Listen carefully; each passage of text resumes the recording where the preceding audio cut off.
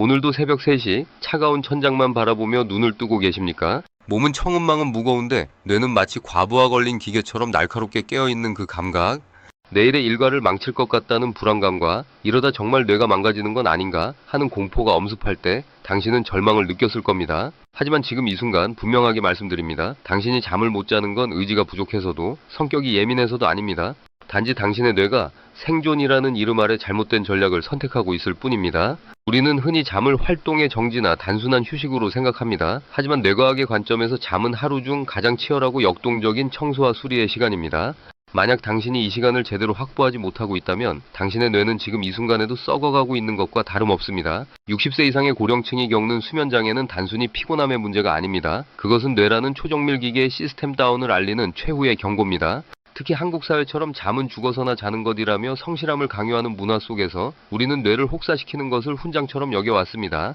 젊었을 때는 뇌 회복력이 좋아 버틸 수 있었겠죠. 하지만 55세가 넘어가는 순간 상황은 완전히 역전됩니다. 뇌의 노화는 우리 몸의 생체 시계를 담당하는 시상하부부터 시작됩니다. 이 시계가 마모되기 시작하면 당신의 의지와 상관없이 잠의 리듬이 깨지고 저녁 8시만 되면 꾸벅꾸벅 졸다가 막상 새벽에는 번쩍 눈이 떠지는 고통스러운 불일치가 발생합니다. 이 문제를 방치할 때 벌어지는 일은 더욱 끔찍합니다. 우리 뇌는 몸 전체 에너지의 30%를 사용하는 엄청난 에너지 소모 장기입니다. 많이 쓰는 만큼 쓰레기도 많이 나옵니다. 낮 동안 뇌가 활동하며 만들어낸 치명적인 독성 물질, 바로 베타 아밀로이드와 타우 단백질입니다. 이것들은 알츠하이머 치매를 일으키는 주범으로 알려져 있습니다. 정상적인 뇌라면 깊은 잠을 자는 동안 글림파틱 시스템이라는 뇌 전용 청소 회로가 활성화되어 이 독소들을 정맥으로 씻어냅니다. 하지만 당신이 잠을 못 자는 상태가 지속되면 어떻게 될까요? 청소부는 퇴근해버리고 당신의 전두엽과 해마 사이에는 독성 폐기물이 쌓여갑니다. 실제로 55세 이후 수면장애를 겪는 사람들은 그렇지 않은 사람들에 비해 치매 발생률이 무려 2배에서 2.5배까지 치솟는다는 연구 결과가 이를 증명합니다. 잠을 못 자는 것은 단순히 내일이 피곤한 문제가 아니라 당신의 미래 기억과 자아를 갉아먹는 시한폭탄을 가슴에 품고 사는 것과 같습니다. 더 심각한 것은 심리적 악순환입니다. 처음에는 생리적인 이유로 잠을 못 잤을지 몰라도 시간이 지날수록 당신을 잠 못 들게 하는 것은 잠을 자야 한다는 그 간절한 걱정 자체가 됩니다. 오늘도 못 자면 어떡하지? 치매 걸리는 거 아니야? 이런 불안이 엄습하는 순간 뇌의 편도체는 비상사태를 선포하고 각성 호르몬을 쏟아냅니다. 잠을 자기 위해 침대에 누웠는데 정작 뇌는 맹수로부터 도망쳐야 하는 전쟁터 한복판에 있는 것처럼 반응하는 것이죠. 많은 분들이 이 고통을 해결하기 위해 무분별하게 수면제에 의존하거나 억지로 만보, 2만보를 걷고 등산을 하며 몸을 혹사시킵니다. 하지만 기억하세요. 뇌가 노화되면 피로를 받아들이는 수용체 자체가 줄어듭니다. 아무리 몸을 피곤하게 만들어도 뇌는 그 피로를 인지하지 못해 잠의 스위치를 올리지 않습니다. 도리어 과도한 운동은 근육을 망가뜨리고 뇌의 스트레스 수치만 높일 뿐입니다. 지금 당신의 뇌는 깨끗한 상태입니까? 아니면 오물로 가득 찬 상태입니까? 이 질문에 자신 있게 대답할 수 없다면 당신은 지금 당장 전략을 수정해야 합니다. 그렇지 않으면 당신의 뇌는 걷잡을 수 없는 퇴화의 길로 들어서게 될 것입니다. 왜 당신의 뇌는 밤마다 배신을 꿈꾸는 걸까요? 그 근본적인 원인을 파고들면 우리 뇌의 가장 깊숙한 곳, 생존의 사령탑이라 불리는 시상하부와 마주하게 됩니다. 이 작은 부위 안에는 우리의 낮과 밤을 조율하는 정밀한 장치인 생체시계가 들어 있습니다. 문제는 우리가 나이 들어감에 따라 이 생체시계의 톱니바퀴가 마모되기 시작한다는 점입니다. 55세가 넘어서면 이 시계의 활동성이 급격히 약해지면서 잠과 깨어남의 경계가 흐릿해집니다. 여기에 결정타를 날리는 것이 바로 수면 호르몬 멜라토닌의 고갈입니다. 이 천연 수면제는 50대가 되면 절반으로, 70대가 되면 30% 수준으로 곤두박질 칩니다. 밤이 되면 뇌에 멜라토닌이라는 안개가 자욱하게 깔려야 깊은 잠의 바다로 빠져들 수 있는데 안개가 너무 옅으니 얕은 잠 주위만 맴돌다 작은 기척에도 번쩍 눈이 떠지는 것입니다. 더욱 절망적인 사실은 우리가 잠을 불러오는 추진력으로 사용하는 졸음 물질, 즉 아데노신의 수용체마저 줄어든다는 것입니다.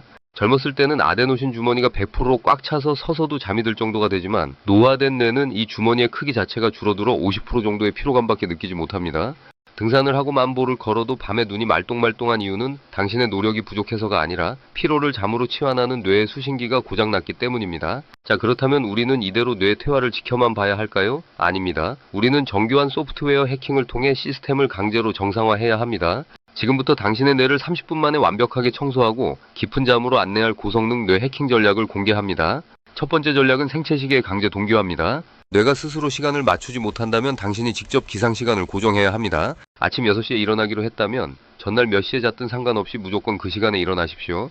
그리고 일어나자마자 30분 동안 햇빛을 뇌에 주입하세요. 이 강렬한 빛자극은 시상하부의 생체시계를 리셋시키고 정확히 15시간 뒤에 멜라토닌이 분비되도록 타이머를 설정하는 역할을 합니다. 낮 동안의 충분한 활동과 햇빛은 밤에 잠을 잘 수 있는 강력한 잠재력을 비축하는 과정입니다. 두 번째 전략은 취침 3시간 전의 빛과 온도 통제입니다. 저녁 8시 이후부터는 뇌를 속여야 합니다. 스마트폰과 LED 조명에서 뿜어져 나오는 블루라이트는 뇌에게 아직 대낮이라는 가짜 신호를 보냅니다. 모든 밝은 빛을 차단하고 노란색 계열의 간접 조명으로 바꾸세요. 이때부터 뇌는 비로소 청소를 위한 준비 모드에 들어갑니다. 세 번째는 가장 강력한 도구인 이완요법의 실천입니다. 잠들기 전 30분, 당신의 뇌를 지배하는 불안과 각성을 잠재우기 위해 478 호흡법을 사용하십시오. 코로 4초간 깊게 숨을 들이마시고 7초간 멈추며 뇌에 산소를 공급한 뒤 입으로 8초 동안 천천히 모든 공기를 내뱉으세요. 이 과정은 날카롭게 곤두선 교감신경을 강제로 누르고 부교감신경을 활성화하여 뇌에게 이제 안전하다는 확신을 줍니다. 동시에 점진적 근육 이완법을 병행하십시오. 발가락부터 얼굴 근육까지 차례대로 5초간 온 힘을 다해 꽉 쥐었다가 한 번에 힘을 뺍니다. 근육이 이완될 때 뇌로 전달되는 신호는 그 어떤 수면제보다 강력한 진정 효과를 발휘합니다. 여기에 당신이 가장 평온함을 느꼈던 공간을 오감으로 상상하는 가이드 이미지법을 더한다면 당신의 뇌는 어느새 깊은 무의식의 세계로 미끄러져 들어갈 것입니다. 만약 이 모든 노력에도 불구하고 새벽에 깨어났다면 절대 스마트폰을 보거나 시계를 확인하지 마십시오. 시계를 보는 순간 뇌는 계산을 시작하고 불안의 회로를 돌리기 시작합니다. 그저 조용히 다시 478 호흡을 시작하며 뇌의 청소부들이 작업을 마칠 때까지 기다려 주십시오. 잠은 단순히 죽어있는 시간이 아닙니다. 그것은 당신의 내일을 결정짓는 가장 신성한 회복의 의식입니다. 오늘 알려드린 이 뇌 해킹 전략을 당신의 일상에 새기십시오. 약물에 의존하지 않고도 당신의 뇌는 스스로를 치유하고 다시 태어날 능력을 이미 가지고 있습니다. 당신의 뇌가 매일 아침 가장 맑고 강력한 상태로 깨어날 수 있도록 오늘 밤부터 당신의 뇌를 귀하게 대접해 보시기 바랍니다. 당신의 지적인 삶은 오늘 밤 당신이 얼마나 깊이 잠드는가에 달려 있습니다.